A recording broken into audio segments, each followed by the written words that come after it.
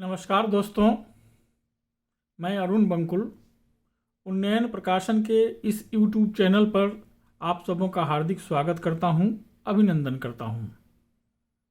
आज 28 मई दिन गुरुवार, ज्येष्ठ कृष्ण पक्ष की तृतीया, विक्रम संवत 2078 है। 28 मई को भारत और विश्व में क्या क्या खास घटनाएं हुई, चलिए इसके बारे में चर्चा करते हैं। आज मासिक धर्म स्वच्छता दिवस अर्थात menstruation hygiene day of the year है, अर्थात international day of action for women's health. Menstruation hygiene day 28 मई को मनाया जाता है। इस दिन को मनाने का सबसे महत्वपूर्ण उद्देश्य मासिक धर्म यानी पीरियड से जुड़ी समाज की विचारधारा को बदलना है। मई महीने की 28 तारीख को इसलिए चुना गया है क्योंकि महिलाओं में मासिक धर्म का चक्र 28 दिनों का होता है। 2014 में जर्मनी के वॉश यूनाइटेड नाम के एक NGO ने इस दिन को मनाने की शुरुआत की थी, जिसका मुख्य उद्देश्य है लड़कियों और महिलाओं को महीने के उन 4-5 दिन यानी मासिक धर्म के दौरान स्वच्छता रखने के लिए जागरूक करना। पीरियड्स के बारे में बात करने में आज भी कई जगहों पर महिलाएं झिझकती हैं। ऐसे में इस दौरान उन्हें क्या एहतियात बरतने चाहिए वे नहीं जानती। इस तरह से वे खुद के स्वास्थ्य को खतरे में डाल देती हैं। गांवों और छोटे शहरों में आज भी महिलाएं पीरियड्स के दिनों में कपड़ों का इस्तेमाल करती हैं। अक्सर ये कपड़े गंदे होते हैं, जिसे धोकर और छुपाकर सुखाने के चक्कर में खुली हवा और धूप तक नहीं लगने देती हैं। साथ ही बार बार उसी का इस्तेमाल करती रहती हैं, जो कि गंभीर इन्फेक्शन को न्योता देता है। इसीलिए बेहतर उपाय यह है कि पैड का इस्तेमाल करें और हर 6 से 8 घंटे में अपना पैड बदल लें। इस्तेमाल किए हुए पैड को पेपर या नैपकिन में लपेटकर कूड़ेदान में फेंक दें। आज के ही दिन 1908 में जासूसी उपन्यास जेम्स बॉन्ड के लेखक इयान फ्लेमिंग का लंदन में जन्म हुआ था। इयान लंकास्टर फ्लेमिंग एक अंग्रेजी लेखक, पत्रकार और नौसेना के खुफिया अधिकारी थे, जो जासूसी उपन्यासों के जेम्स बॉन्ड श्रृंखला के लिए सबसे ज़्यादा जाने जाते हैं। फ्लेमिंग ने 1952 में अपना पहला बॉन्ड उपन्यास कैसीनो रॉयल लिखा था। 1953 से 1966 के बीच 11 बॉन्ड उपन्यासों और लघु कथाओं के 2 संग्रहों का सृजन किया। उपन्यास जेम्स बॉन्ड के आसपास घूमते हुए गुप्त खुफिया सेवा के एक अधिकारी, जिसे आमतौर पर MI6 के नाम से जाना जाता है, बॉन्ड को उनके कोड 007 द्वारा भी जाना जाता था और रॉयल नेवल रिजर्व में कमांडर था। बॉन्ड कहानियाँ दुनिया भर में 100 मिलियन से अधिक प्रतियां बेचने के दौरान हर समय की काल्पनिक किताबों की सर्वश्रेष्ठ बिकने वाली श्रृंखला के बीच रैंक करती है। फ्लेमिंग ने बच्चों की कहानी चित चित, बैंग बैंग और गैर कथाओं के 2 काम भी लिखे। 2008 में द टाइम्स ने 1945 के बाद से 50 महान ब्रिटिश लेखकों की सूची में फ्लेमिंग को 14वां स्थान दिया। जेम्स बॉन्ड के 5 उपन्यास, जिसे ब्रिटिश पत्रकार और उपन्यासकार इयान फ्लेमिंग ने अपने करीबी दोस्त और पड़ोसी नोएल कॉवर्ड को उपहार में दिया था, अब नीलाम होने जा रहे हैं। इयान फ्लेमिंग की ये सभी किताबें पहले संस्करण की हैं और इस पर उनके हस्ताक्षर भी हैं। अनुमान के मुताबिक इनकी कीमत 11,16,054 रुपये से लेकर 18,60,090 रुपये तक हो सकती है। बॉन्ड के इन उपन्यासों और कहानियों को आज तक सबसे ज़्यादा बिकने वाली काल्पनिक कहानियों की सूची में शीर्ष पर माना जाता है। दुनिया भर में उनकी 10 करोड़ से ज़्यादा किताबों की प्रतियां बिक चुकी हैं।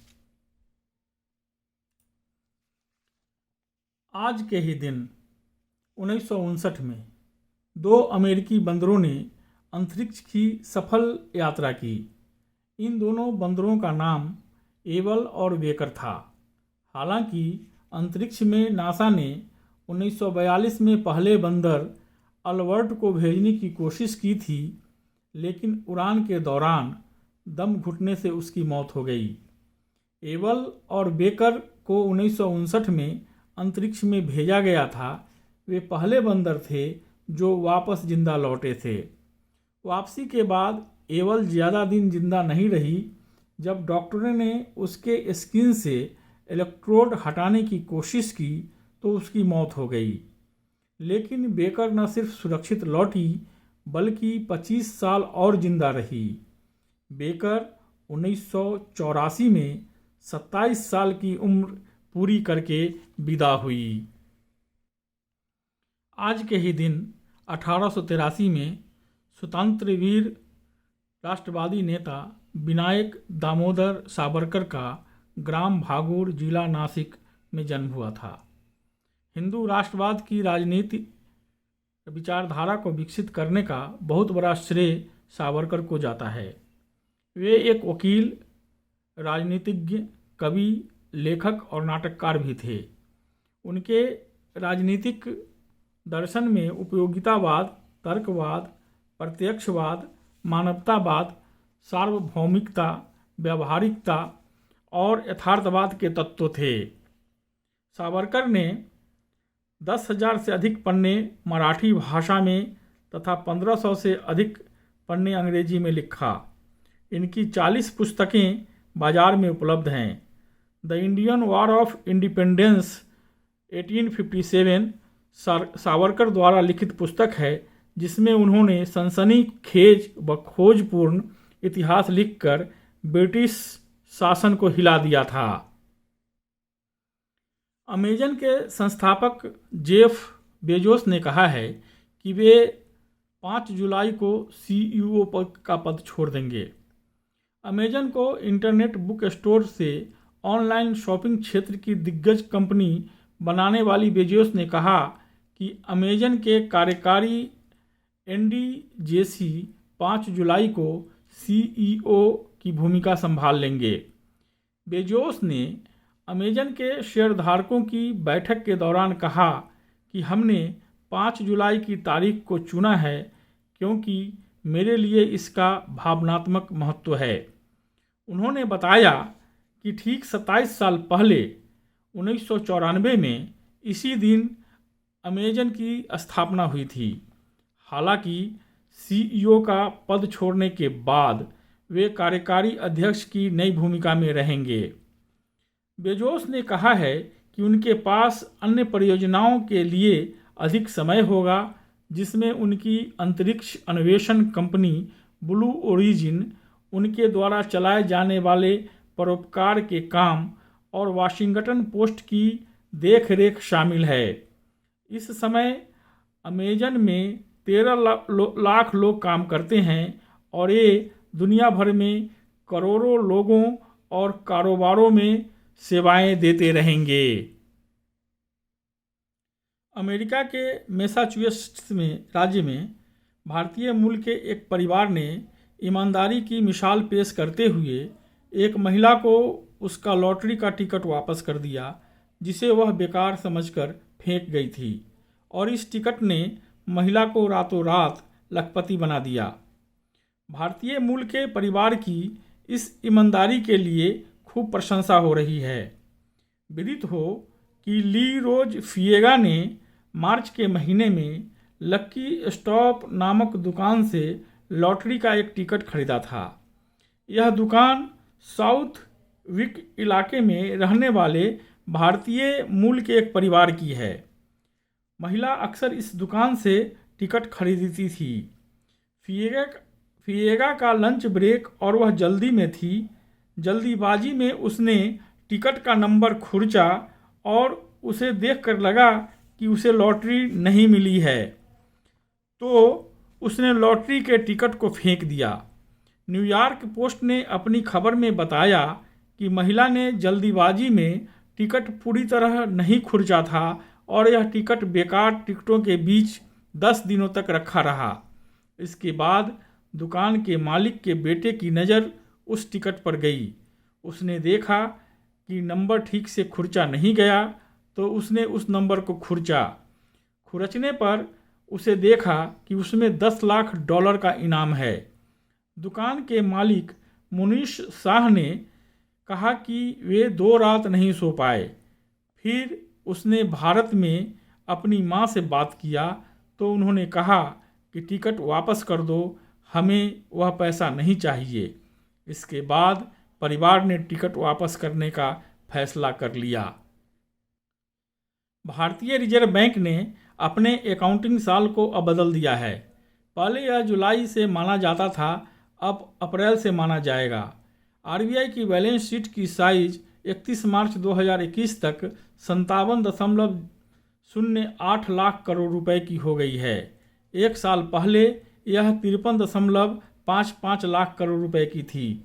पिछले 9 महीनों यानी जून से लेकर इस साल के मार्च तक इसकी बैलेंस शीट तकरीबन 7% की दर से बढ़ी है। रिजर्व बैंक की एसेट साइज में बढ़त मुख्य रूप से विदेशी और घरेलू निवेश रहा है। विदेशी निवेश में 11.48% और घरेलू निवेश में 13.75% की बढ़त हुई है। लायबिलिटी साइड की बात करें तो इसमें मुख्य रूप से डिपॉजिट में 26.85% और नोट जारी करने में 7.26% की वृद्धि हुई है। अन्य लायबिलिटी यानी देनदारी की बात करें तो उसमें 43.05% की बढ़त देखी गई है। रिपोर्ट के मुताबिक घरेलू संपत्तियों में लगातार बढ़त रही है जो 26.42% है। विदेशी मुद्रा और सोने की बात करें तो यह मार्च 2021 में कुल एसेट का 73.58% रही है। एक साल पहले विदेशी मुद्रा और सोना कुल एसेट का 71.25% था। आरबीआई ने कहा है कि 20,710 करोड़ रुपए का उसने प्रोविज़न भी किया है।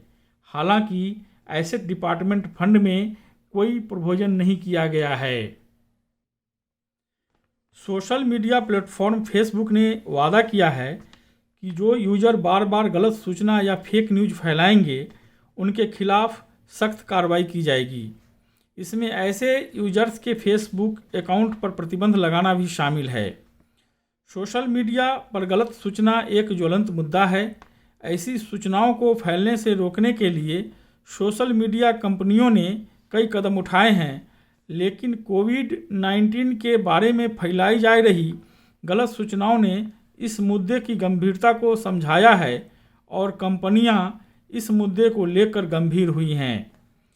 फेसबुक ने एक ब्लॉग पोस्ट में कहा है कि गलत या बहकाने वाला कंटेंट कोविड-19 या वैक्सीन, क्लाइमेट चेंज, चुनाव या अन्य मुद्दों से जुड़ा हो सकता है। हम सुनिश्चित कर रहे हैं कि कम से कम लोगों को हमारे ऐप पर गलत सूचना दिखे। आज से हम व्यक्तिगत फेसबुक अकाउंट से बार बार की जा रही न्यूड फीड का वितरण कम कर देंगे। इसकी पहचान हमारे फैक्ट चेकिंग पार्टनर्स की ओर से की जाएगी। फेसबुक ने यूजर्स के लिए एक अलर्ट टूल भी लॉन्च किया है। यह टूल यूजर्स को फैक्ट चेकिंग पार्टनर की ओर से रेटेड कंटेंट से एंगेज होने से पहले नोटिफाई करेगा। इस नए टूल से यूजर्स को विश्वसनीय सूचना की पहचान करने में आसानी होगी। फेसबुक का कहना है कि वह यूजर्स को पॉपअप के जरिए किसी भी पेज को लाइक करने से पहले उपयोगी जानकारी देना चाहता है। इसका मकसद बार बार गलत सूचना फैलाने वाले फेसबुक पेज से यूजर्स को दूर रखना है।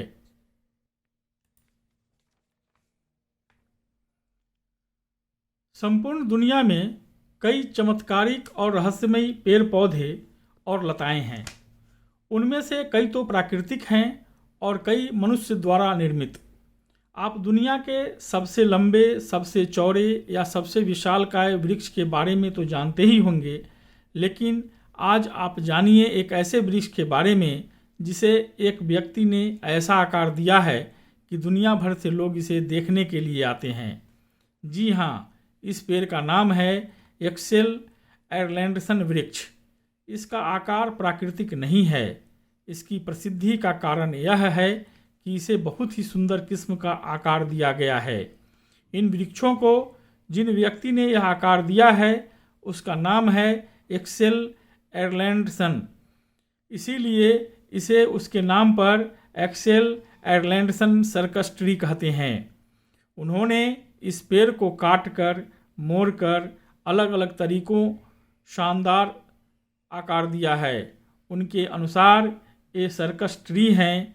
दरअसल बास्केट का आकार देने के लिए उन्होंने 6 साइकामोर के पौधे लगाकर डायमंड पैटर्न दिया है।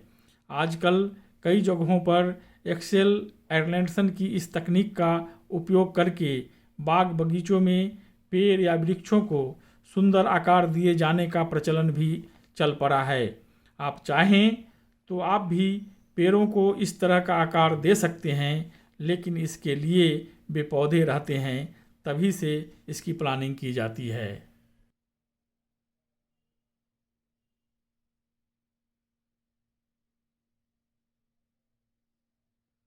दोस्तों, अभी कोरोना का खतरा टला नहीं है।